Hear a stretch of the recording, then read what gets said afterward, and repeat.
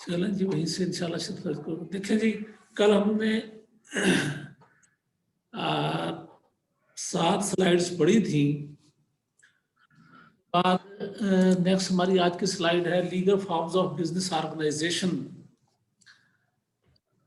कारोबार की जो लीगल फॉर्म्स हैं वो कौन कौन सी हैं।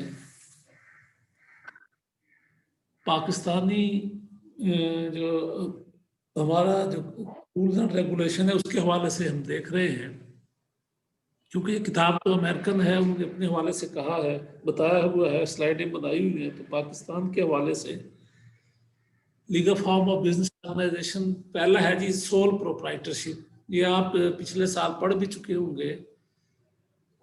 सोल प्रोप्राइटरशिप एक ऐसा कारोबार जिसमें एक ही मालिक होता है, is a business owned by one person for his और हर ओन प्रॉफिट। एक मालिक होता है, वही अपने कारोबार को चलाता है, जितना प्रॉफिट होता है उसको मिलता है, जितना लॉस होता है वही बर्दाश्त करता है। तो सबसे कदीम शक्ल है कारोबार की और सबसे ज़्यादा बिजनेस की शक्ल यही है। मोस्टली लोग प्रेफर करते हैं कि वाहिद मलकियती कारोबार हो, उनका अपना एक कारोबार हो। उसके बाद दूसरी किस्म है partnership. Is a business owned by 2 or more people and operated for profit. एक से जब ज्यादा लोग मिलकर कारोबार करते हैं तो उसको हम पार्टनरशिप कहते हैं। ये लोग मिलकर जब बिजनेस करते हैं, शुरू करते हैं, तो पहले एग्रीमेंट करते हैं, जिसको हम पार्टनरशिप एग्रीमेंट कह सकते हैं, पार्टनरशिप डीड कहते हैं। ये एग्रीमेंट रिटर्न भी हो सकता है और ये तहरीरी ज़बानी भी हो सकता है। इस एग्रीमेंट में पार्टनर्स अपने हकूक़ व फ़राइज़ का तयन करते हैं, किसका क्या हक होगा, कारोबार कैसे चलाया जाएगा, किसका कितना सरमाया होगा, नफ़ा किस तरह तकसीम किया जाएगा, कारोबार को कौन चलाएगा, मुलाजिम रखे जाएंगे। ये सारी बातें रोज़मर्रा के जो बिज़नेस के होते हैं मसाइल, पॉसिबिलिटी जो हो सकती है, सबको डिस्कस करते हैं, डील करते हैं और एग्री कर लेते हैं बातों पे, उसके मुताबिक चलाते हैं। कारोबार की दूसरी शक्ल है पार्टनरशिप। उसके बाद तीसरी किस्म कारोबार की कारपोरेट। हमारे यहाँ पाकिस्तान में या बड़े सगीर कह लें, हमारे यहाँ इस कारोबार को कहा जाता है जॉइंट कंपनी। हमारे यहाँ इनको जॉइंट स्टॉक कंपनीज कहा जाता है, अमेरिका यूरोप में इनको कारपोरेशन कहा जाता है। यहाँ कारपोरेशन का जो कारोबार है वो उसकी डेफिनेशन और है थोड़ी सी, वो और तरह का होता है। लेकिन ये जो कारपोरेशन जिसको अमेरिका या यूरोप में कारपोरेशन कहा जाता है, हमारे यहाँ ये जॉइंट स्टॉक कंपनीज कहलाती हैं। A corporation is an entity created by law. ये भी एक यानी एक एंटिटी है, एक वजूद है, एक शनाख्त है जिसको कानून के जरिए क्रिएट किया जाता है। एक कह सकते हैं कि ये आर्टिफिशियल पर्सन होता है, मसनूई शख्स होता है। Corporation is an artificial person created by law भी हम कह सकते हैं। Corporations have the legal powers of an individual. Corporations की जो हैसियत है, उनके पास कानूनी पावर होती है जैसे एक इंसान के पास, एक इंडिविजुअल के पास होती है। इन दैट इस सेंस में it can use and it can sue and be sue. यानी इसकी ये हैसियत होती है कि एक शख्स की तरह कारपोरेशन किसी के खिलाफ मुकदमा भी कर सकती है, जैसे कोई शख्स किसी के खिलाफ मुकदमा करता है, या कोई कारपोरेशन के खिलाफ मुकदमा कर सकता है। तो एक पर्सन के तौर पे ये मुकदमा भी कर सकती है, इसके खिलाफ भी केस हो सकता है। लेकिन ये पर्सन क्या होगा, ये आर्टिफिशियल पर्सन होता है, नेचुरल पर्सन नहीं होता है। Make and be party to contracts, मुआहदे भी कर सकती है, जिस तरह हम लोग कॉन्ट्रैक्ट करते हैं इसी तरह एक कारपोरेशन अपने नाम से मुआहदा कर सकती है। एंड एक्वायर प्रॉपर्टी, अपने नाम से जायदाद खरीद सकती है इन इट्स ओन नेम। जिस तरह एक आम बंदा अपने नाम से जायदाद खरीद सकता है, कॉन्टैक्ट कर सकता है, इसी तरह ये बिल्कुल उसी तरह एक बंदे की तरह ये काम कर सकती है। सब कुछ वही है, बट ये जो होता है, ये जो एंटिटी है, ये एक आर्टिफिशियल पर्सन कहलाता है।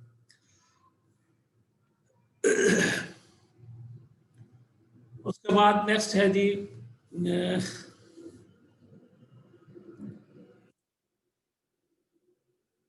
डेप्थ। वो कह रहा है कि जनाब अब इसकी उसने आगे स्लाइड 9वीं स्लाइड है, इसमें कहा है strengths and weaknesses of the common legal forms of business organization. अब ये जो 3 हमने बिजनेस ऑर्गेनाइजेशंस की फॉर्म पढ़ी हैं, इनकी स्ट्रेंथ्स क्या है और इनकी कमजोरियां क्या हैं, ये इसको जिसको हम यूं कह लें कि एडवांटेजेस और डिसएडवांटेजेस कह सकते हैं, इनकी क्या क्या होती हैं। तो ये थोड़ा सा उसने बताने की कोशिश की है यहाँ पे मुख्तसर करके। सोल प्रोप्राइटरशिप में स्ट्रेंथ्स क्या है इनकी जी? Owner receives all profits and sustains all losses. मालिक जो है उसको सारा प्रॉफिट मिल जाता है, सारा नुकसान वो खुद बर्दाश्त करता है।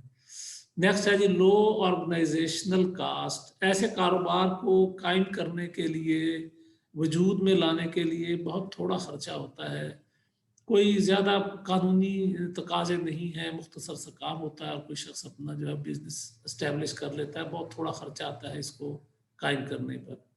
Income included and tax on proprietors personal tax return.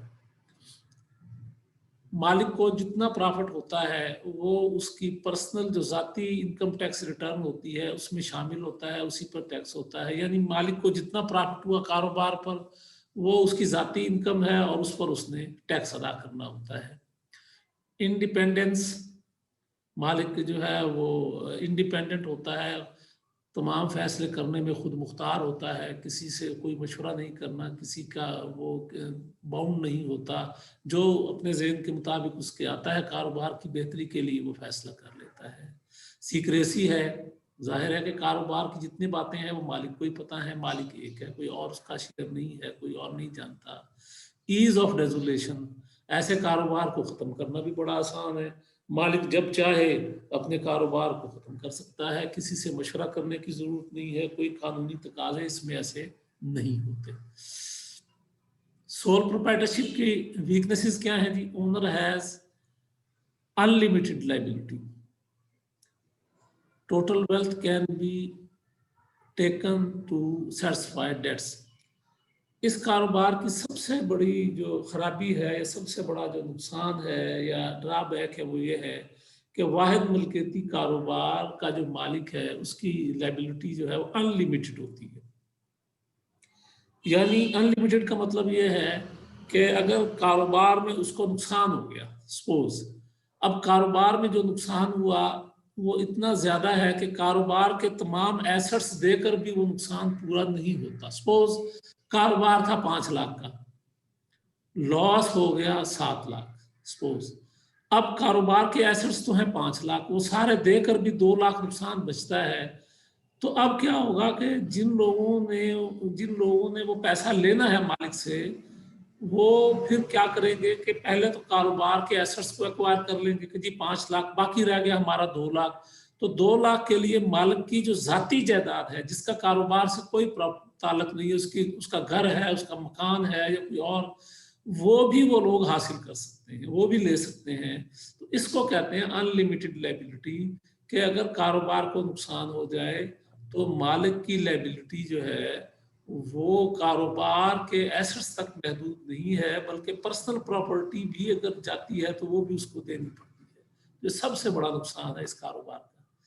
उसके बाद है कि limited fund raising power tends to inhibit growth.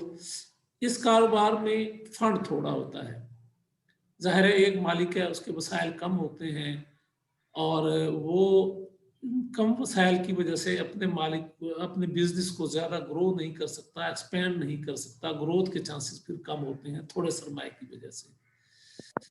Proprietor must be jack of all trades.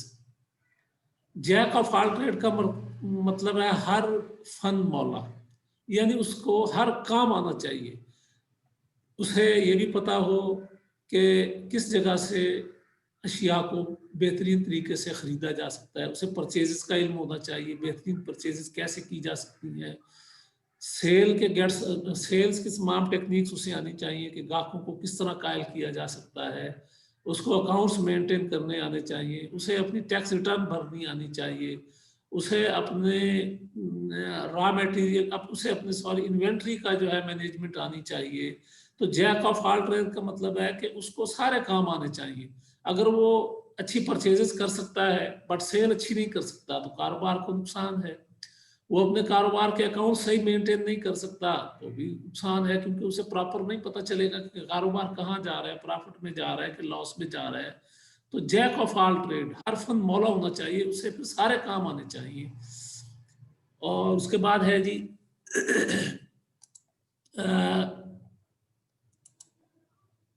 Next, difficult to give employees long run career opportunities. चूंकि ऐसे कारोबार की अपनी life बड़ी महदूद होती है, मुख्तसर होती है। मालिक बीमार हो गया, कारोबार बंद हो जाता है। मालिक फौत हो गया, कारोबार बंद हो जाता है। तो उसके यहाँ जो मुलाजिम होते हैं वो मुलाजमीन को लॉन्ग टाइम कैरियर अपॉर्चुनिटी नहीं दे सकता, थोड़ी मुद्दत के लिए मुलाजिम रखता है, ज़्यादा तवील अरसे के लिए उसके मुलाजिम नहीं होते, यानी उसके मुलाजिम जो होते हैं, उसने जो मुलाजिम रखे होते हैं उनकी कोई कैरियर अपॉर्चुनिटीज लॉन्ग टर्म नहीं होती, शॉर्ट टर्म के लिए होती हैं। उसके बाद है लैक्स कम्युनिटी कंटिन्यूटी, मैं कर लूँ, मुझे सही नजर नहीं आ रहा, lacks continuity when proprietor dies. हाँ, वही बात है कि इसकी उम्र महदूद होती है, मालिक फौत हो गया तो कारोबार जो है वो बंद हो जाता है।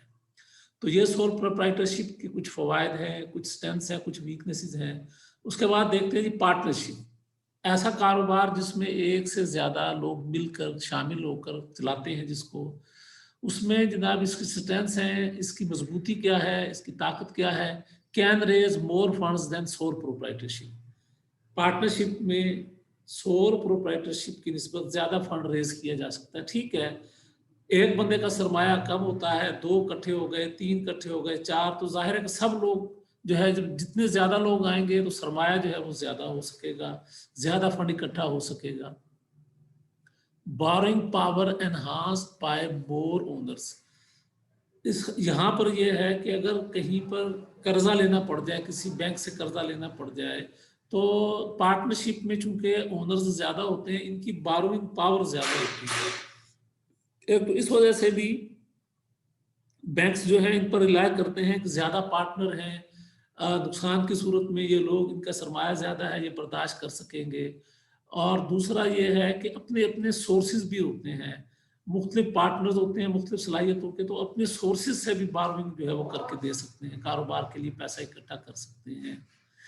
मोर available brain power and managerial skill. आज देखिए, एक आम मुहावरा है कि एक दो जहन जो हैं वो एक जहन के मुकाबले में ज़्यादा अच्छा सोच सकते हैं। तो चूंकि यहाँ पार्टनर ज़्यादा होते हैं तो ज़्यादा जहीन लोग या ज़्यादा जहन इकट्ठे होकर कोई फैसला करते हैं और अच्छा डिसीजन कर लेते हैं। हो सकता है कि एक शख्स जो है वो अकाउंटिंग अच्छी मेंटेन कर सकता हो, एक परचेज अच्छी मेंटेन परचेज अच्छी कर सकता हो, दूसरा सेल अच्छी कर सकता हो। तो मुख्तलिफ सलाहियतों के लोग जब इकट्ठे होते हैं तो फिर मैनेजेरियल स्किल जो है उनकी बढ़ जाती है। Income included and tax on partners personal tax return. यहाँ भी वही चीज़ है कि इनकम जो है कारोबार की वो पार्टनर्स में तकसीम हो जाती है और हर पार्टनर अपनी ज़ाती इनकम पर जो है वो टैक्स गवर्नमेंट को पे करता है।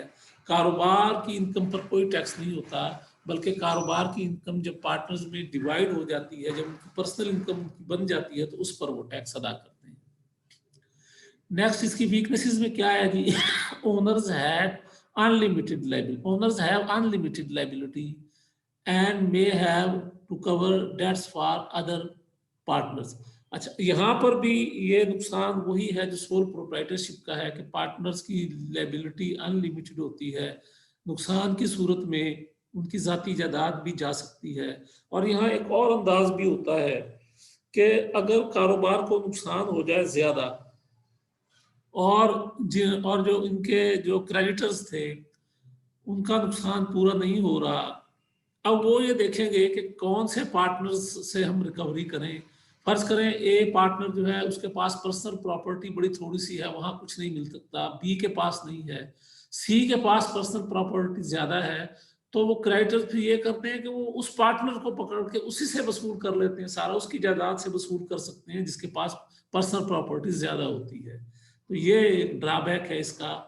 Partnership is dissolve when a partner dies. Partner, जब कोई पार्टनर मरता है तो पार्टनरशिप खत्म हो जाती है। इसकी उम्र भी जो है इतनी तवील नहीं होती, अगरचे सोल प्रोप्राइटरशिप के मुकाबले में यहाँ पर कारोबार की लाइफ कुछ तवील होती है। लेकिन एट एनी टाइम जब भी पार्टनरशिप में चेंज आएगा, पार्टनर्स में चेंज आएगा, तो पार्टनर्स में तब्दीली आएगी, तो पार्टनरशिप पुरानी खत्म हो जाती है। अगर कोई नया पार्टनर शामिल करें तो पुरानी पार्टनरशिप खत्म हो जाती है, नया एग्रीमेंट करना पड़ता है। अगर कोई पार्टनर रिटायर हो रहा है, छोड़ के जा रहा है, तब भी पुरानी पार्टनरशिप खत्म हो जाएगी, नया एग्रीमेंट करना पड़ेगा। अगर कोई पार्टनर जो है वो दिवालिया हो जाता है, पागल हो जाता है, बीमार हो जाता है, पार्टनरशिप खत्म हो जाती है, मर जाता है, पार्टनरशिप खत्म हो जाती है।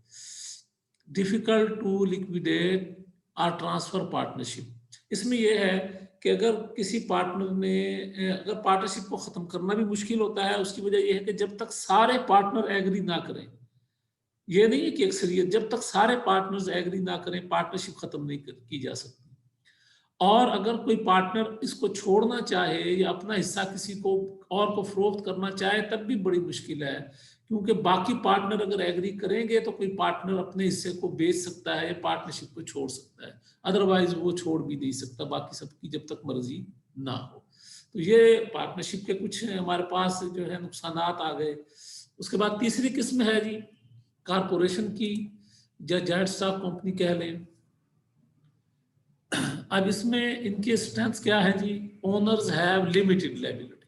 सबसे बड़ी जो खूबी है कारपोरेशन की कि ओनर्स की लायबिलिटी लिमिटेड होती है, which guarantees that they can not lose more than they invest. इसमें ये होता है कि कारोबार को अगर नुकसान हो जाए, कारपोरेशन को नुकसान हो जाए, तो उसके जो शेयर होल्डर्स होते हैं उन्होंने कारोबार में या कारपोरेशन में जो पैसा लगाया होता है बस उनका वही पैसा जाया होता है, उनकी पर्सनल प्रॉपर्टी को नहीं छेड़ा जा सकता।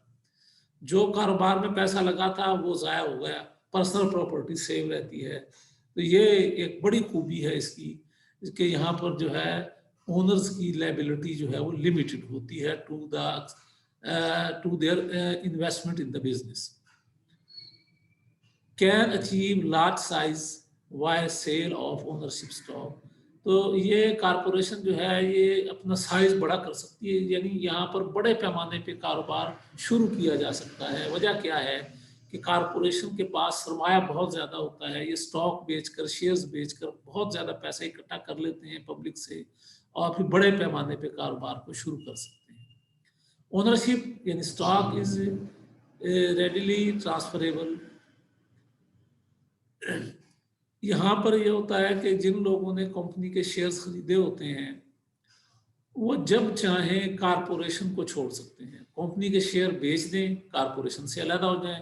पार्टनरशिप में ये मसला था कि जब तक सारे पार्टनर नाजी ना हो कोई पार्टनर कारोबार जा नहीं सकता। यहाँ पे ये होता है कि लोगों ने शेयर्स खरीदे होते हैं जिसे स्टॉक कहते हैं, स्टॉक एक्सचेंज में शेयर्स बिकते हैं। जो शख्स कंपनी को छोड़ना चाहता है वो स्टॉक एक्सचेंज में थ्रू एजेंट जो है, ब्रोकर जो है वो अपने शेयर बेच देता है और कंपनी से अलहदा हो जाता है जब चाहे। अच्छा, ना सिर्फ ये कि जब चाहे आप कंपनी से अलहदा हो सकते हैं बल्कि जब चाहे इसमें शामिल भी हो सकते हैं, इसके लिए भी किसी की इजाज़त की ज़रूरत नहीं। कोई भी शख्स स्टॉक एक्सचेंज में जाके वहाँ से शेयर्स खरीद ले और उस कंपनी का हिस्सेदार बन जाए, ओनरशिप हासिल कर सकता है। Long life of firm, company की उम्र बड़ी तवील होती है, किसी के आने से, जाने से, शेयर बेचने से, शेयर खरीदने से, मरने से, जितने भी ओनर्स हैं उनमें से कोई आ जाए चला जाए, कंपनी की लाइफ पर कोई असर नहीं पड़ता, बड़ी तवील लाइफ होती है। कैन हायर प्रोफेशनल मैनेजर्स, चूंकि इनके पास पैसा बहुत ज्यादा होता है, ये हाईली क्वालिफाइड लोग, चार्टर्ड अकाउंट्स लोग, हाईली प्रोफेशनल मैनेजर्स जो हैं उनको हायर कर सकते हैं, उनको अच्छी तनख्वाहें, अच्छी मराद देकर अपने पास मुलाजिम रख सकते हैं। Has better access to financing, पैसे के हसूल के लिए इनके पास बड़े चांसेस होते हैं। कारपोरेशन जो है वो बैंकों से, मुख्तलिफ इदारों से कर्ज भी ले सकती है। और मजीद ये कि अगर इनको उधर से कर्जा ना मिले तो डिबेंचर्स या बॉन्ड्स बेचकर ये अपना पैसा हासिल कर सकते हैं। तो फाइनेंस को हासिल करने का बड़ा इनके पास जरिया होता है। हाँ, उसके बाद इसकी जो कुछ वीकनेसेस हैं जी, taxes generally higher because corporate income is taxed and dividends paid to owners are also taxed at a maximum 50%, 15% rate. इसका एक नुकसान ये है कि यहाँ डबल टैक्सेशन है। इसको हम इन शॉर्ट कह सकते हैं कि डबल टैक्सेशन। कंपनी चूंकि एक आर्टिफिशियल शख्स है, कंपनी को जब प्रॉफिट होता है तो पहले कंपनी अपने टोटल प्रॉफिट पर गवर्नमेंट को टैक्स देती है। उसके बाद जब वो टैक्स देने के बाद प्रॉफिट बचता है तो उस प्रॉफिट में जो शेयर होल्डर्स को डिविडेंड दिया जाता है, फिर हर शेयर होल्डर अपने डिविडेंड पर अलहदा से फिर गवर्नमेंट को टैक्स देता है। 15% जो है ये कोई हतमी नहीं है, ये अमेरिकन उसके हवाले से है। हमारे मुल्क में अपने कवानीन हैं तो ये रेट बदलता रहता है।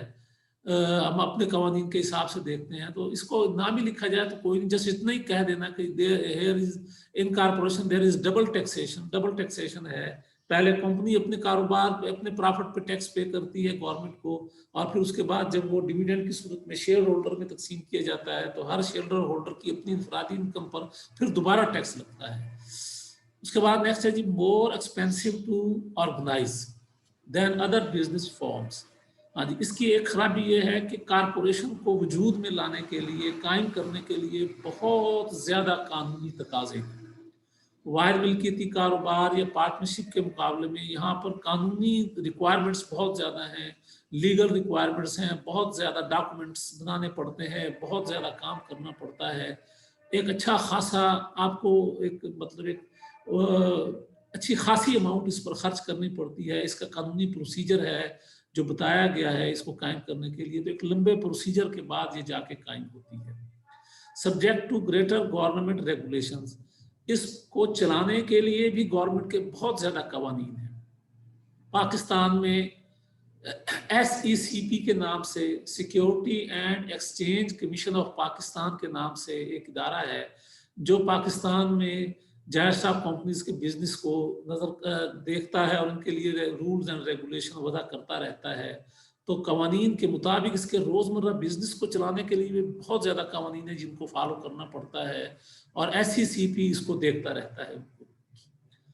लैक्स सिक्रेसी, सिक्रेसी या राजदारी बहुत कम होती है because regulations require firms to disclose financial results. Secrecy कम रह जाती है क्योंकि कवानीन ये कहते हैं कि जॉइंट स्टॉक कंपनीज या कारपोरेशन अपने फाइनेंशियल रिजल्ट्स जो हैं, अपने माली नतायज जो हैं वो डिस्क्लोज करें, पब्लिक को बताएं, बाकायदा पब्लिकली अनाउंस करें और लोगों को बताएं कि उनके फाइनेंशियल रिजल्ट्स क्या हैं। तो लिहाजा ये सारा कुछ जो है यहाँ पर बताना पड़ता है, जिसकी वजह से इनकी सिक्रेसी नहीं रहती। तो ये बड़ा मुख्तसर सा उन्होंने बड़ी अच्छी स्लाइड बनाई है जिसमें ये बताया गया है कि तीनों के जो बिजनेस हैं उनकी खूबियां और खामियां क्या हो सकती हैं। सर स्लाइड शो कर दें। स्लाइड नजर नहीं आ रही बेटा? No sir. स्लाइड बिल्कुल नजर नहीं आ रही? नो सर, बिल्कुल भी नजर नहीं आ रही। अच्छा, एक तो मिनट। लिहाजा सर स्लाइड शो करा देना कि कुछ समझ भी है, अभी पता नहीं चल रहा हो क्या रहा है। तो फिर आप बेटा पहले भी बताते ना, मैं तो ये समझ, इसलिए तो आप साथ साथ गाइड किया करें ना। एक मिनट ठहरे, मैं सॉरी सर, नेक्स्ट टाइम। आप साथ साथ बेटा गाइड भी तो किया करें ना, यही तो मसला है ना।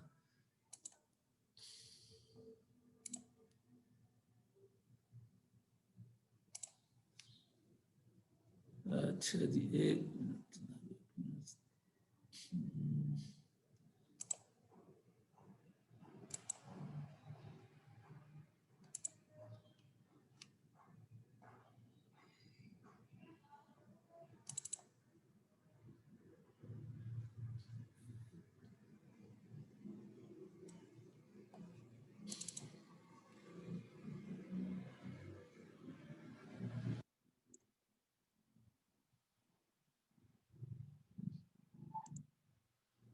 हाँ जी, आप नजर आ रही है बेटा?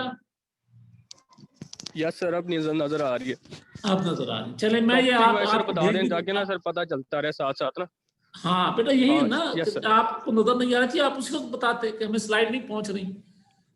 ठीक है बेटा, आप क्लियर? सर मैंने कहा शायद अभी आप शो करवा दें सर। ठीक है सर, अब आ रही है नजर। ठीक हो कंटिन्यू गया, करें।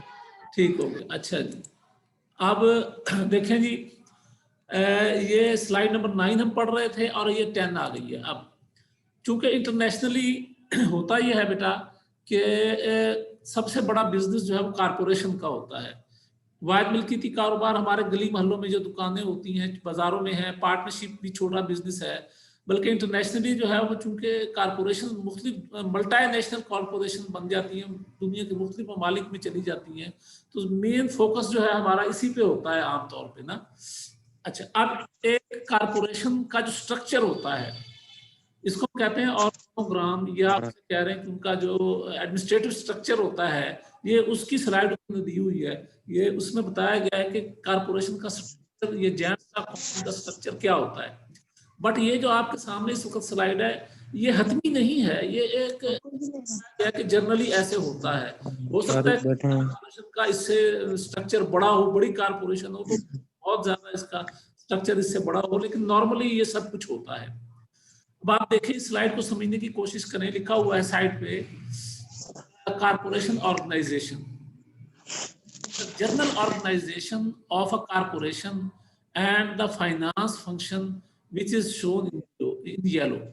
अच्छा, अब देखें, सबसे पहले ऊपर होते हैं शेयर होल्डर्स, जिन्होंने कारपोरेशन के शेयर्स खरीदे होते हैं। ये लंबी तादाद होती है, बड़ी लंबी तादाद, बहुत ज्यादा लोग होते हैं जिन्होंने कारपोरेशन के स्टॉक से शेयर खरीदे होते हैं। इनको हम कहते हैं स्टॉक होल्डर्स। अमेरिकन इनको, ये यूरोप वाले स्टॉक होल्डर्स कहते हैं, हम इनको शेयर होल्डर्स कहते हैं। एक ही बात है, इसमें कोई टेंशन वाली बात नहीं है। अब ये बहुत सारे हो गए। ये क्या करते हैं, ये इलेक्ट करते हैं अपने अंदर से ही बोर्ड ऑफ डायरेक्टर्स, यानी शेयर होल्डर्स ही मीटिंग कॉल करते हैं, ये कंपनी के ओनर्स होते हैं। और उसके बाद इन्होंने, चूंकि हजारों की तादाद में ओनर्स होते हैं, स्टॉक होल्डर्स होते हैं, तो सारे लोग मिलकर तो जाहिर है ये बिजनेस नहीं चला सकते, बिजनेस तो चंद लोगों ने चलाना होता है। तो ये अपने अंदर इलेक्शन करके, जिस तरह जमहूरियत में होता है, अपने नुमाइंदे मुंतखब करते हैं। उन नुमाइंदों को कहते हैं डायरेक्टर्स, और सबको इज्तिमाई तौर पर कहते हैं बोर्ड ऑफ डायरेक्टर्स। तो ये इलेक्शन के जरिए से वोटिंग होती है, उसी तरह जैसे जमहूरियत में होती है। कुछ लोग कहते हैं ठीक है मैं डायरेक्टर्स के लिए इलेक्शन लड़ता हूँ, तो वोटिंग के जरिए ये लोग मुंतखब होते हैं। तो वो जो डायरेक्टर्स मुंतखब हो जाते हैं उनको कहते हैं बोर्ड ऑफ डायरेक्टर्स। अब बोर्ड ऑफ डायरेक्टर्स जो हैं, आप देखें कि इसके नीचे लिखा हुआ है हायर, लेकिन एक ये डॉटेड लाइन है, डॉटेड लाइन के ऊपर लिखा हुआ है ओनर्स। तो कहने का मतलब ये है कि जो स्टॉक होल्डर्स होते हैं या डायरेक्टर्स होते हैं, ये दोनों ओनर्स ही होते हैं, ये ओनर्स ही में से डायरेक्टर बनते हैं। तो ये बोर्ड ऑफ डायरेक्टर्स क्या करते हैं, फिर ये कंपनी के रोजमर्रा बिजनेस को चलाते हैं। और उसको किस तरह चलाते हैं, ये फिर हायर करते हैं, ये मुलाजमीन रखते हैं। अब लाइन से नीचे आ गए मैनेजर्स। सबसे पहले ये हायर करते हैं प्रेसिडेंट को, जिसको कहते हैं CEO, chief executive officer. Board of directors इसको हायर करते हैं, और प्रेसिडेंट ये सीईओ के नीचे फिर मुख्तलिफ ये लोग मैनेजर आ जाते हैं, वाइस प्रेसिडेंट आ जाते हैं। देखें, vice president human resources, human resources, ये वाइस प्रेसिडेंट जो है ये क्या करता है, इसका शोबा क्या है, इसके ये इस कंपनी के लिए मुलाजमीन हायर करते हैं, मुख्तलिफ मुलाजमीन को हायर किया जाता है।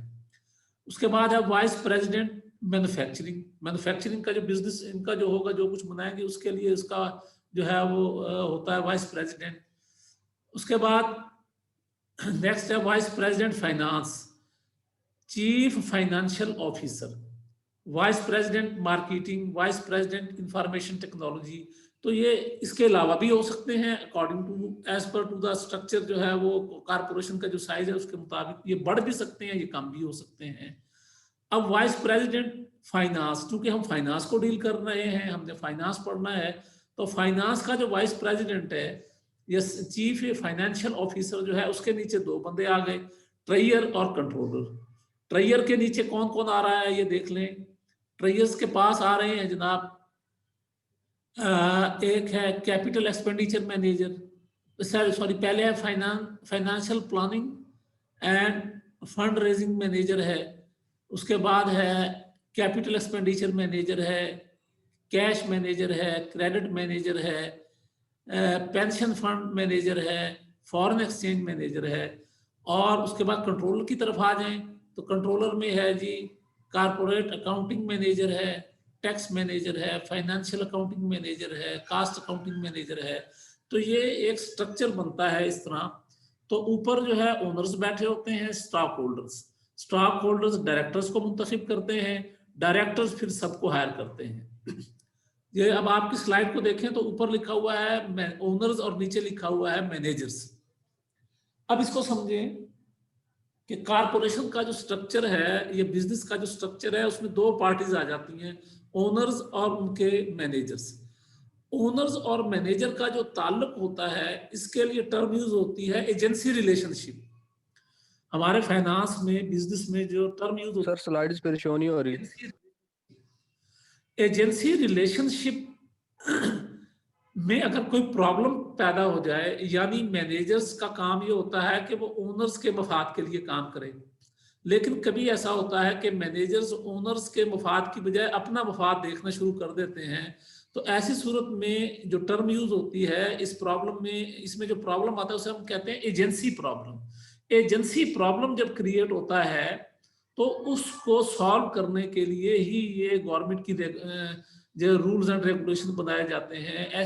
ये security and exchange commission of Pakistan इन्हीं मसाइल्स को देखने के लिए रूल्स एंड रेगुलेशन बनाता है।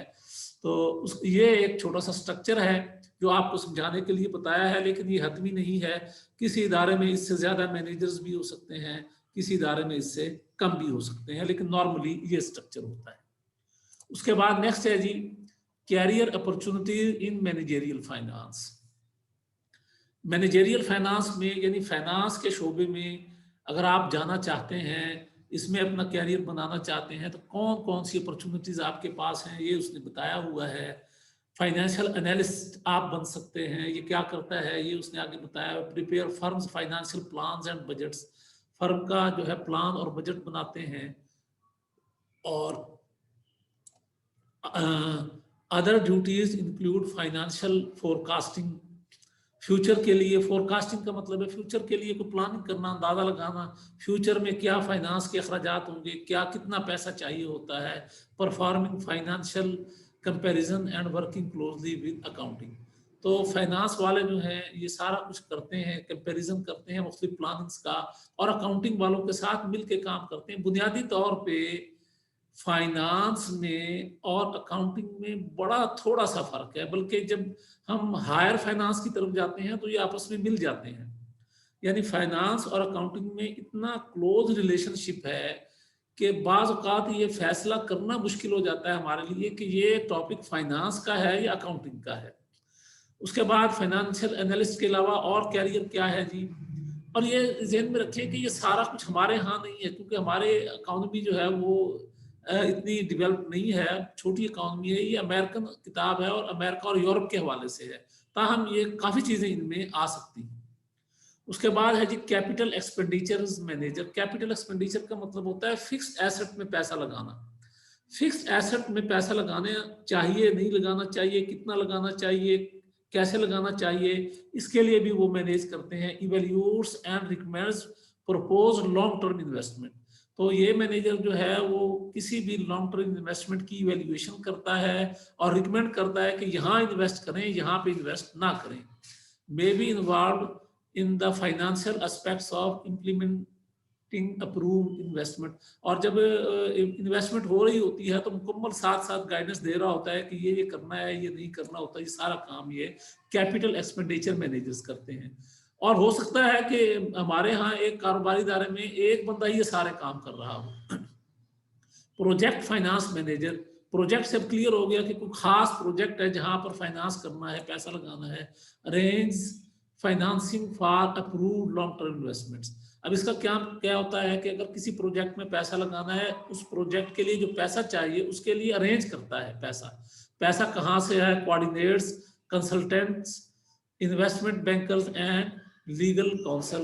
तो ये सारा कुछ बैंकों के साथ कंसल्ट करता है, इन्वेस्टमेंट बैंकर्स के साथ कंसल्ट करता है, उन्हें इस बात पर कायल करता है कि हम ये प्रोग्राम शुरू कर रहे हैं, यहाँ पर आप इन्वेस्ट करें। क्योंकि आपको पता होना चाहिए कि बैंकों के पास जो पैसा पड़ा होता है पब्लिक का इमानत के तौर पे, बैंक भी वो उसको इन्वेस्ट कर रहे होते हैं, कहीं ना कहीं वहीं से पैसा जनरेट हो रहा होता है, तो मुख्तलिफ प्रोजेक्ट्स में लगा रहे होते हैं। Cash manager maintains and controls the firm's daily cash balances, firm का जो है वो डेली कैश बैलेंस मेंटेन करता है। Frequently manage the firms coordinates short term borrowing and banking relationship, frequently manage the firm's cash collection and disbursement, firm ने कितना cash लेना है, जितना कैश लेते हैं फर्म लेती है फर्म, या डिस्पर्स इस्तेमाल करती है, खर्च करती है, लगाती है, ये सारी एक्टिविटीज शॉर्ट टर्म इन्वेस्टमेंट के लिए and long term borrowing banking के साथ, ये सारा काम जो है फाइनेंस का करता है। क्लियर हो रही है ये बातें, इजी है। उसके बाद credit analyst manager, credit analyst manager ये बड़े इदारों में होता है, जो फर्में उधार देती हैं, कर्जा देती हैं, कर्जे उधार पर चीजें देती हैं या लोन दे रही होती हैं, तो वहां पे ये बंदा बैठा होता है। इसका काम ये होता है कि जिस पार्टी ने, जिस फर्म ने उधार के लिए अप्लाई किया है, चीजें उधार लेनी है या लोन लेना है, उसका एनालाइज करे, उस पार्टी को जाके देखे कि क्या उसको ये कर्जा देना चाहिए, उसे चीजें उधार देनी चाहिए नहीं, उसका सोर्स ऑफ इनकम क्या है, क्या वो ये कर्जा वापस कर सकेगी कि नहीं कर सकेगी। इसके रिपोर्ट की जो है इसके रिपोर्ट करने के बाद ही जो है, इसके डिसीजन के बाद ही फिर फैसला किया जाता है कि इसको देना चाहिए नहीं देना चाहिए। तो ये अपनी प्रपोजल बना के देता है, रिपोर्ट्स करता है। पेंशन फंड मैनेजर, ये नाम से ही क्लियर है, oversees are manages the assets and liabilities for the employees pension fund. बड़े इदारों में जो है, खुसूसन जो कारपोरेशन जिनकी हम बात कर रहे हैं, वहाँ पे मुलाजमीन जो काम करते हैं, उनके पेंशन का, रिटायरमेंट पे उन्हें जो पैसे मिलते हैं उसको मैनेज करना, उनके पेंशन फंड को मैनेज करना, ये सारा काम इनका होता है। फॉरेन एक्सचेंज मैनेजर, नाम से क्लियर है, manage specific foreign operations and firm's exposure to fluctuations in exchange rates.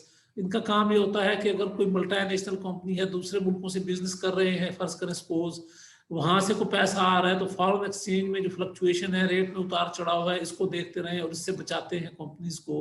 तो इन चीजों को ये देख रहे होते हैं। उसके बाद जनाब नेक्स्ट हमारी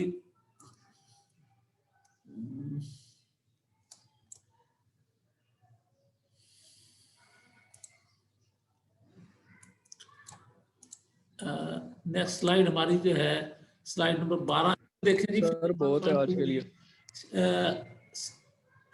अब इसका टाइटल अगर आप देखें तो इसमें लिखा हुआ है कि इसको करना क्या है, financial decision and share price. कि फाइनेंस के जो लोग हैं, फाइनेंशियल मैनेजर जो है, वो फाइनेंशियल डिसीजन क्या है, ये थोड़ा सा स्टेप्स बताए हुए हैं क्या करता है वो। फाइनेंशियल मैनेजर से एरो का निशान जा रहा है, वहां लिखा हुआ फाइनेंशियल डिसीजन। फाइनेंशियल डिसीजन किसने करना है? फाइनेंशियल मैनेजर ने। अच्छा, अब डिसीजन करने के लिए क्या होता है कि वो उस एक फैसला करने जा रहे हैं, तो फैसला करने के लिए वो क्या करते हैं, अल्टरनेटिव्स को देखते हैं। अच्छा, ये एक ऐसे काम हो सकता है, ये ऐसे भी हो सकता है, ऐसे भी हो सकता है, मुख्तलिफ अल्टरनेटिव्स देखते हैं, मुतबादिल देखते हैं। उनमें से जो बेहतरीन मुतबादिल होता है उसको वो चुनते हैं और उस पर एक्शन करते हैं। उसके बाद रिटर्न रिस्क, ये भी देखते हैं कि हम जो फाइनेंस का डिसीजन करने जा रहे हैं, वहां से हमें रिटर्न कितना होगा, वहां पे रिस्क कितना है, हम जो पैसा लगा रहे हैं कहीं वो जाया ना हो जाए, जो रिटर्न हम चाहते हैं वो हमें होगा कि नहीं होगा, ये भी देखा जाता है। अब इस डिसीजन से होना क्या चाहिए, इंक्रीज शेयर प्राइस। क्योंकि कारपोरेशन के जो ओनर्स होते हैं उनके पास होता क्या है, शेयर्स होते हैं। तो शेयर्स की प्राइस बढ़ती है तो इसका मतलब है ओनर्स की वैल्यू, ओनर्स का पैसा बढ़ रहा है, उनकी इन्वेस्टमेंट की वैल्यू बढ़ रही है। तो अब इस डिसीजन का अल्टीमेट रिजल्ट क्या होना चाहिए, इंक्रीज शेयर प्राइस। अब वो देखते हैं कि जी इस डिसीजन से क्या शेयर प्राइस बढ़ेगी। अगर यस है तो वो इस डिसीजन को एक्सेप्ट कर लेते हैं, और अगर इंक्रीज शेयर प्राइस नहीं है, नीचे की तरफ लिखा हुआ है नो, इस डिसीजन से शेयर प्राइस नहीं बढ़ेगी, तो वो उस डिसीजन को रिजेक्ट करके फिर सर जी बस करो। और डिसीजन दिया जाए। आज तो के लिए इतना फाइनेंस काफी मैनेजर है। जो है इस तरह डिसीजन लेता है कि वो फाइनेंस के डिसीजन लेने से पहले अल्टरनेटिव्स में से कोई चुनता है, एक्शन लेता है, एक्शन लेने करने के लिए वो ये देखता है कि रिटर्न और रिस्क क्या है, रिटर्न कितना होगा, रिस्क कितना है, शेयर प्राइस बढ़ता है बढ़ेगी तो यस, अदरवाइज उसको उस डिसीजन को जो है वो रिजेक्ट करके फिर जो है अगले डिसीजन की तरफ चले चलते हैं। उसके बाद नेक्स्ट एक एग्जांपल दी हुई है, उन्होंने एक बात समझाने की ये कोशिश की है कि विच इन्वेस्टमेंट इज प्रेफर्ड। स्लाइड देख रहे हैं भी सब लोग, नजर आ रही है बेटा? क्यों भाई, कोई बताए? उसामा अब्दुल्ला? जी सर, स्लाइड नजर आ रही हैं। अच्छा, स्लाइड नजर आ रही है, बात भी समझ आ रही है बेटा? अगर बात ना समझ आए, कहीं पे किसी स्लाइड में कोई कंफ्यूजन हो तो वो भी आप वहां पे स्पीकर ऑन करके मुझे बता दिया करें। अब तक जो कुछ ठीक है सर। देखा आपने, क्लियर हो रहा है कि नहीं हो रहा बेटा? यस सर, हो गया। अच्छा, बस एक ये आखिरी आज की स्लाइड है, इसको हम देखते हैं।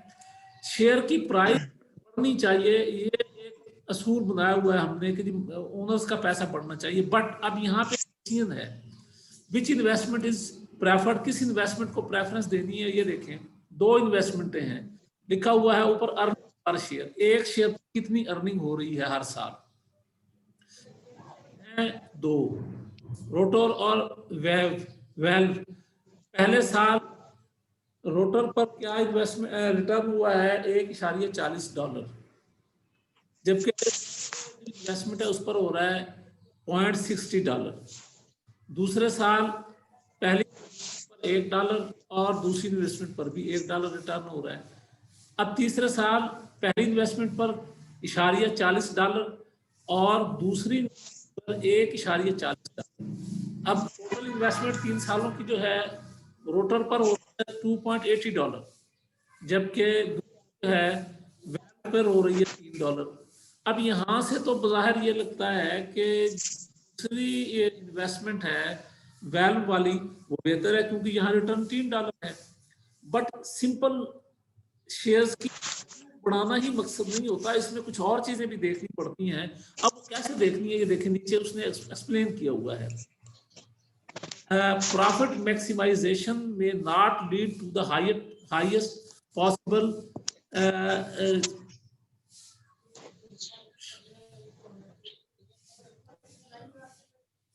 मैं जरा इसे थोड़ा सा छोटा करूं, मुझे सही नजर नहीं आ रहा। तो प्रॉफिट मैक्सिमाइजेशन में not lead to highest possible share price for at least 3 reasons. सिर्फ प्रॉफिट मैक्सिमाइजेशन या शेयर की प्राइस बढ़ाना जो है वो 3 रीजन की वजह से जो है वो हम उसको भी बाज़ रिव्यू कर लेते हैं कि ये मकसद भी जो है कतई मकसद नहीं हो सकता। देखें जी, पहला क्या रीजन है? Timing is important. The receipt of funds sooner rather than later is preferred. अब देखें, आप भी जानते हैं, हम सब जानते हैं कि जो वैल्यू पैसे की आज है वो कल नहीं होगी। जैसे जैसे वक्त आगे जा रहा है पैसा डिवैल्यू हो रहा है। अब आप देखें कि पहली इन्वेस्टमेंट जो है उसमें पहले साल कितना रिटर्न हो रहा है? $1.40। इसका मतलब है कि यहाँ पर पहले साल रिटर्न ज्यादा हो रहा है, जबकि दूसरी इन्वेस्टमेंट में पहले साल रिटर्न $0.60 हो रहा है। लिहाजा ये जो पहले साल की रिटर्न है ये प्रेफर, यहाँ पैसा ज्यादा मिल रहा है, हम अगर इस यहाँ इन्वेस्ट करें, अगरचे तीनों सालों का मिला के इसका कम है, लेकिन अगर यहाँ पर इन्वेस्ट करें तो ये पहले साल की रिटर्न जो आएगी इसको हम री इन्वेस्ट कर सकेंगे और ज्यादा पैसा कमा सकेंगे। तो शेयर की प्राइस अगर हमने बढ़ानी है, शेयर की वैल्यू बढ़ानी है, कंपनी की वैल्यू बढ़ानी है, तो सिर्फ प्राइस ही नहीं देखना बल्कि ये भी देखना है कि हमें जो पैसा आ रहा है जल्दी कहाँ से पैसा आ रहा है, ज्यादा पैसा कहाँ से आ रहा है। अब देखें, दूसरी जो इन्वेस्टमेंट है उसमें 1.40 आ रहा है तीसरे साल जाके, जबकि पहली में पहले साल आ रहा है, तो पहले साल जो ज्यादा इन्वेस्टमेंट रिटर्न दे रही है वो प्रेफर करेंगे हम उसको, अगरचे तीनों सालों की मिला के पहले की कम है। दूसरी बात, profits do not necessarily result in cash flow available to share holder. दूसरा ये है कि ये भी कोई जरूरी नहीं होता कि कंपनी को प्रॉफिट हुआ है तो वो शेयर होल्डर को सारा दे देगी, या कैश की शक्ल में प्रॉफिट हुआ हो सकता है कि क्रेडिट की शक्ल में प्रॉफिट हुआ हो, उस वक्त पैसा ना आ रहा हो, पैसा बाद में आए, बाहर प्रॉफिट हो गया बट वो आएगा बाद में, लेट मिलेगा, तो पैसा जल्दी आ जाए वो ज्यादा बेहतर होता है। और profit maximization fail to account for risk. और बात ये भी होता है कि सिर्फ यही नहीं देखना कि जी प्रॉफिट हमारा जो बढ़ गया है, ये रिटर्न बढ़ रहा है, रिस्क भी तो देखो। आमतौर पे हम देखते हैं कि जहाँ रिस्क ज्यादा होता है वहाँ रिटर्न भी ज्यादा होता है, लेकिन ये देखना होता है कि जनाब अब ज्यादा रिटर्न के चक्कर में हम पैसा फंसा बैठे और पैसा लगा बैठे, बाद में वहां से जो है असल पैसा ही आना मुश्किल हो जाए। तो ये तीन बातें जो हैं ये प्रॉफिट मैक्सिमाइजेशन करते हुए हमें लाजमी देखनी होती है। सिर्फ एक ही बात नहीं देखनी कि प्रॉफिट बढ़ाना है, बल्कि इन तीनों चीजों को सामने रखकर डिसीजन लिया जाता है। अच्छा भाई, आज की ये स्लाइड आखिरी स्लाइड थी हमारी। यहाँ तक जो कुछ बेटा हमने पढ़ा है इसके बारे में अगर अब आप कुछ पूछना चाहें, कोई क्वेश्चन है, कोई कंफ्यूजन आपको हो रही है, तो वो आप जो है वो बता दें ताकि फिर हम उसको डिस्कस कर लें, वरना फिर जो है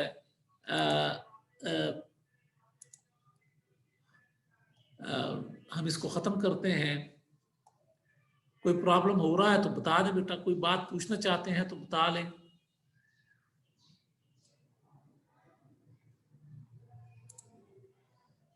क्यों भाई, बताएं आप में से कोई बताए। हाँ जी सर, सेकंड स्लाइड में आपने जब डिस्क्राइब कर रहे थे उसको सेकंड पॉइंट थोड़ा सा समझा दें उसका दोबारा। स्लाइड नंबर क्या था बेटा? ये स्लाइड नंबर सेकंड में। स्लाइड नंबर सेकंड देखे ना, कल 7 स्लाइडें हमने कल पढ़ी थी, तो ये स्लाइड जो है ये थी legal form of business organization. इससे नीचे वाली, इससे नेक्स्ट जो है, हाँ जी, अब ये है नेक्स्ट। सर ये कल सेंड कर देना, कारोबार सब के देख 3 लेंगे, अभी इकसाम है, टाइम जाया कर रहे हैं कारोबार, ये लोग। शिराकत और कारपोरेशन, उनके फवायद और नुकसान लिखे हुए हैं। तो उनमें से किसका आपको समझ नहीं आ रहा है? सोल प्रोप्राइटरशिप नहीं आ रही, पार्टनरशिप या कारपोरेशन? सर ये कारपोरेशन में थोड़ा सा ना, जो कारपोरेशन एक दफा रिपीट कर दें ये। हाँ कारपोरेशन। देखिए बेटा, ये कारोबार की वो शक्ल होती है जिसमें बहुत ज्यादा शेयर होल्डर्स होते हैं, बहुत ज्यादा हिस्सेदार होते हैं। कारपोरेशन आपने पिछले साल इंट्रोडक्शन टू बिजनेस में पढ़ा होगा कारोबार की किस्मों में। इसमें हमारे यहाँ इसे कहते हैं जॉइंट स्टॉक कंपनी, अमेरिका और यूरोप में इसको कहते हैं कारपोरेशन। हमारे यहाँ कारपोरेशन जो है वो और बिजनेस होता है, वो और शक्ल है, वो वाला नहीं है जो यूरोप और अमेरिका का है। हमारे यहाँ कारपोरेशन के लिए लफ्ज यूज होता है जॉइंट स्टॉक कंपनीज। इसमें बहुत सारे शेयर होल्डर्स होते हैं। तो अब ये पैसा किस तरह इकट्ठा करते हैं, ये आपने पिछले साल पढ़ा था कि ये शेयर्स बेचते हैं, पहले शेयर्स बेचकर प्रॉफिट, शेयर बेचकर जो फंड इकट्ठा करते हैं।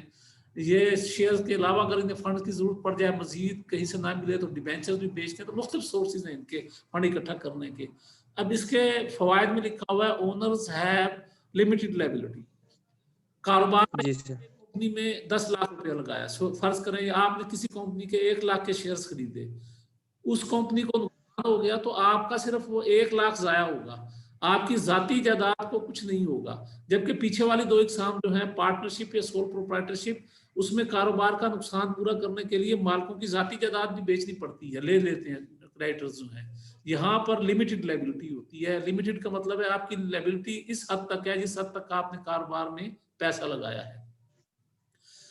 अच्छा, which guarantees that they cannot lose more than they invest, यानी इसमें ये गारंटी होती है कि आपका उतना ही जाया होगा जितना आपने कारोबार में लगाया, इससे ज्यादा नहीं।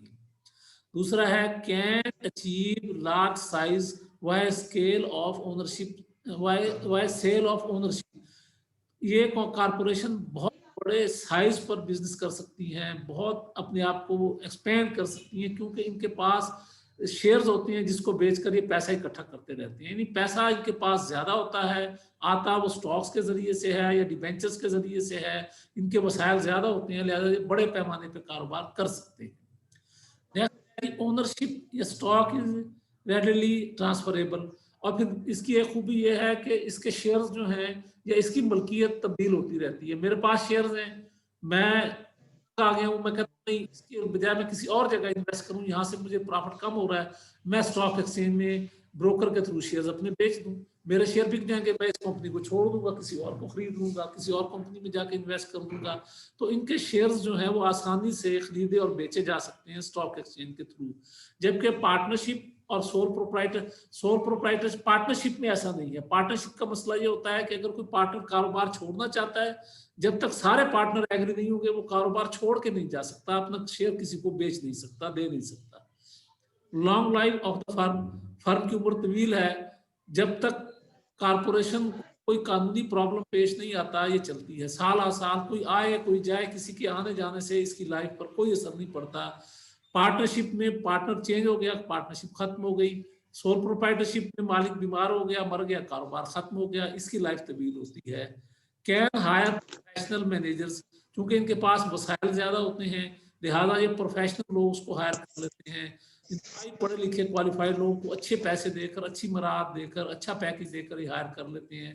चार्टर्ड अकाउंटेंट, एसीएम में, एफसीए में पढ़े हाई क्वालिफाइड लोग इनके पास काम कर रहे होते हैं। Has better access to financing, पैसे का हसूल इनके लिए आसान होता है। कॉर्पोरेशन जो है वो स्टॉक के जरिए पैसे कर सकती है, डिबेंचर्स के जरिए कर सकती है, अपनी सेविंग्स होती हैं जिसे रिटेन्ड अर्निंग्स कहते हैं वो होती है, बैंकों से पैसा ले सकती हैं। ये इसके फवायद हैं, ये इसकी मजबूती है इस कारोबार की। और उसके बाद इसके मसाइल क्या हैं? टैक्स जनरली हायर, यहाँ टैक्स 2 दफा देना पड़ता है, डबल टैक्सेशन है। पहले कंपनी को जो टोटल प्रॉफिट हुआ उस पर गवर्नमेंट टैक्स ले लेगी कि ये इनकम है आपकी, इस पर हमें टैक्स दें। उसके बाद वो जो प्रॉफिट कंपनी का होता है उसमें से जब शेयर होल्डर को तकसीम किया जाता है तो उसके बाद फिर शेयर होल्डर अपने अपने इनकम पर फिर दोबारा टैक्स देते हैं। तो एक दफा टोटल कारोबार के इनकम पे टैक्स हो गया, फिर अपनी अपनी इनकम पर दोबारा टैक्स देना पड़ गया, तो डबल टैक्सेशन होती है। उसके बाद नेक्स्ट है जी, more expensive to organise than other business forms. ऐसे कारोबार को चलाने के लिए, ऑर्गेनाइज कायम करने के लिए, वजूद में लाने के लिए बहुत ज़्यादा कानूनी तकाजे हैं, बहुत ज़्यादा कानूनी जो मुशगाफियाँ हैं, बहुत ज़्यादा कानूनी काम करना पड़ता है। जबकि दूसरे 2 कारोबार जो हैं पीछे वाले, उनमें कोई मसला नहीं, जब चाहे कोई कारोबार शुरू कर ले, ख़त्म कर ले, लेकिन यहाँ ऐसा नहीं होता। Subject to greater government regulations, इस पर बहुत ज़्यादा कानूनी पाबंदियां हैं। उस कानून और इसके रोज़मर्रा बिजनेस को चलाने के लिए भी कवानीन है, उसके मुताबिक ही इसको चलाना होता है। और बाकायदा इदारे मौजूद हैं, हर मुल्क में इदारा होता है जो इनको बाकायदा देख रहा होता है कि रूल्स के मुताबिक काम कर रहे हैं या नहीं कर रहे। पाकिस्तान में इदारा है security and exchange commission of Pakistan, वो इनको देखता है। मुख्तसरन हम कहते हैं SECP, security and exchange commission of Pakistan. Pakistan में ये इदारा जायंट्स ऑफ कंपनीज के बिजनेस को रेगुलेट करता है, कवानीन बनाता है, देखता है। और लैक्स सिक्रेसी नहीं है, क्यों कि कवानीन ये कहते हैं गवर्नमेंट के कि कारपोरेशन अपने तमाम फाइनेंशियल मामलात जो है पब्लिक करेगी, क्योंकि पब्लिक लिमिटेड कंपनी होती है, लिहाजा अपने तमाम फाइनेंशियल रिजल्ट्स पब्लिश करेगी अखबारात में, बाकायदा लोगों के आम पब्लिक के मांगने पर भी ये उनको एक कापी देते हैं अपने जो फाइनल अकाउंट्स होते हैं या जो इनकी पब्लिश्ड जो फाइनेंशियल रिपोर्ट होती है साल के एंड पे, वो पब्लिक को भी देने के पाबंद है। अगर कोई मांगे तो सारा हर चीज़ डिस्क्लोज करनी होती है, छुपाना नहीं पड़ता इनको, तो यहाँ पे ये खराबी होती है। हाँ जी, और कोई बेटा, कोई और किसी को कंफ्यूजन हो रही है तो बताए। ओके जी, बंडल ऑफ थैंक्स सर जी, बहुत बहुत शुक्रिया आपका। बेटा ये मैं स्लाइड्स भी आज को भेज दूंगा किसी वक्त, और इनकी तफसील जो है नोट्स की शक्ल में ये भी आज आपको मैं भेज दूंगा। कोई और प्रॉब्लम किसी का है तो बता दें बेटा। गर्ल्स की तरफ से कोई मसला है, कोई प्रॉब्लम है, कोई बात नहीं समझ आ रही, वो भी बता दें। सर पूछना ये था कि ये जो हाँ। स्लाइड्स हैं ये अंडरस्टैंडिंग पर्पस के लिए हैं या इन्हें हाँ, ये मेमोराइज मतलब करना है? थोड़ा थोड़ा आपको मतलब एक आपके ज़हन में एक ओवरव्यू आ जाता है। अब देखें ना, ये छोटी बात लिखी, एक हेडिंग लिखी हुई है यहाँ पे, जी जी लाइनें हैं, बाकी एक्सप्लेन आपने करना है। ये लिखी हेडिंग, ताहम ये हेडिंग्स बनी बनाई और उनकी एक्सप्लेनेशन ये भी मैं आपको इंशाल्लाह नोट्स की शक्ल में भेज दूंगा, व्हाट्सएप पे शेयर कर दूंगा। सर ये हमारे पास हैं अवेलेबल, ये जो आज स्लाइड्स आपने पढ़ाई है ना ये बुक्स में एज इट इज अवेलेबल है। अवेलेबल है ना, ठीक है, अच्छी बात है। तो यहाँ से हम, और फिर मैं नोट्स भी आपको दे दूंगा, आपने इसको तफसील में दे पढ़ना है ना, सिर्फ स्लाइड्स तो हमें सर आप भेज देना, डिटेल आपने पढ़नी है स्लाइड्स खुद। वगैरह ना आप भेज देना सर, हाँ जिसके ठीक पास है है, ये उसके पास कर है, देंगे पर शेयर। आप और सेंड कोई कर बेटा देना। मसला? No sir, thank you. बाकी क्लियर हो रहा है, आवाज भी आ रही है, समझ भी आ रही है? यस सर, सब क्लियर हो। अच्छा चलें जी। और किसी स्टूडेंट का कोई मसला हो तो बता देना भाई, व्हाट्सएप पे मेरा नंबर भी होगा, व्हाट्सएप पे भी मुझे बता देना। ठीक है जी, अल्लाह हाफिज। बहुत बहुत शुक्रिया सर। अल्लाह हाफिज।